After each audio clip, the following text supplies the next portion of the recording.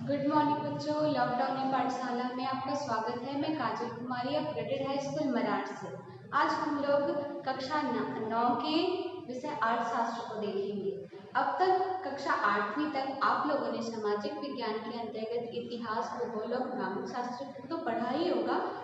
9वीं कक्षा में एक नया विषय आप लोगों के सब सामाजिक विज्ञान विषय में जोड़ा गया है, जो कि है अर्थशास्त्र। विषय को शुरू करने से पहले थोड़ा सा विषय के बारे में जानते हैं। जिस प्रकार आप लोग इतिहास में बीते समय की घटनाओं का, अतीत की घटनाओं का अध्ययन करते हैं, भूगोल में आप लोग देश की जो संरचना को, पृथ्वी की संरचना को समझते हैं। उसी तरह नागरिक शास्त्र में आप लोग देश की राजनीतिक स्थिति के बारे में जानते हैं।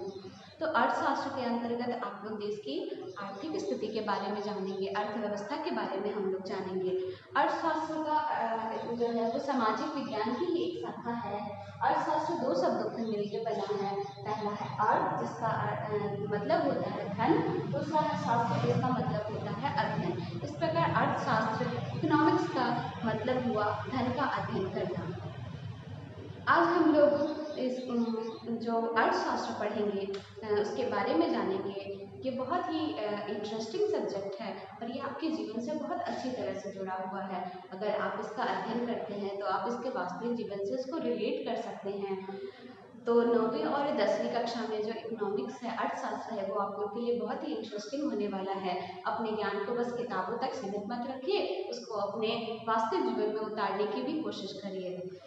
तो जो हम लोग का पहला पार्ट है पालमपुर गांव की कहानी, उससे पहले हम लोग देखते हैं कि 9वीं कक्षा में हम लोग को अर्थशास्त्र के अंतर्गत कुल 4 अध्याय पढ़ना है। इसमें पहला अध्याय है पालमपुर गांव की कहानी, दूसरा अध्याय संसाधन के रूप में लोग हैं, तीसरा हम लोग निर्धनता एक चुनौती पढ़ना है, और चौथे अध्याय में भारत में खाद्य सुरक्षा को हम लोग देखेंगे। अब जो पहला अध्याय है पालमपुर गांव की कहानी, ये जानने से पहले एक आप लोग को ये तो आप लोग कहानी सुनने में इंटरेस्ट तो रखते ही होंगे। भला कहानी पढ़ना और सुनना किसे अच्छा नहीं लगता है। और हर कहानी कोई ना कोई उद्देश्य से बनी होती है। हर एक कहानी में मैसेज छुपा होता है।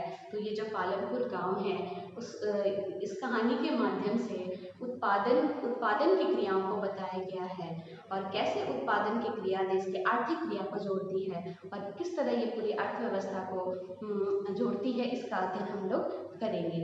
फिर आपके मन में एक सवाल उठता होगा कि आखिर हम लोग गांव की कहानी क्यों पढ़ रहे हैं। तो भारत को गांव का देश भी कहा जाता है। यहाँ की अधिकांश जनसंख्या गांव में निवास करती है। तो जब हम गांव के बारे में पढ़ेंगे, गांव को जानेंगे, तो हम भारत की अर्थव्यवस्था को बहुत अच्छे से समझ सकेंगे।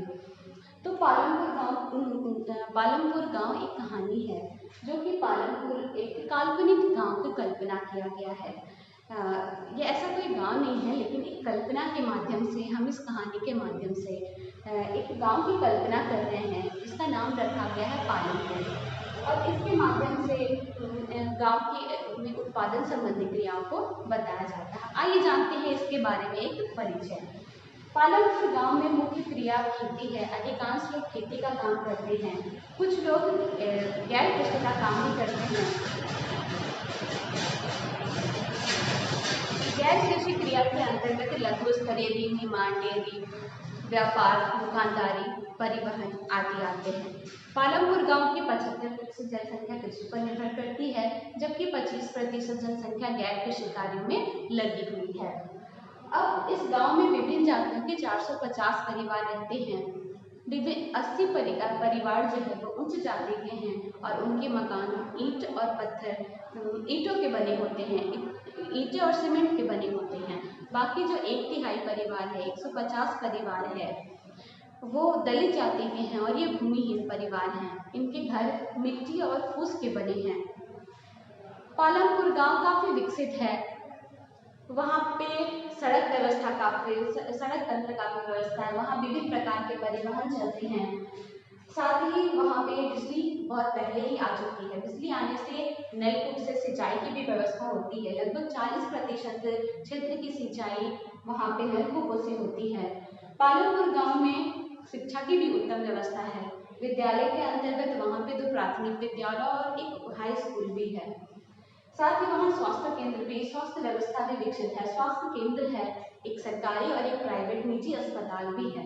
इस प्रकार ये जो पालमपुर गांव है वो एक विकसित गांव का उदाहरण पेश करती है। और इस गांव के माध्यम से हम लोग उत्पादन संबंधी क्रियाओं के बारे में भी अध्ययन करेंगे। अगली कक्षा में हम लोग उत्पादन कैसे किया जाता है और उत्पादन के कौन कौन से कारक होते हैं इसका अध्ययन करेंगे। आज के लिए इतना ही। धन्यवाद।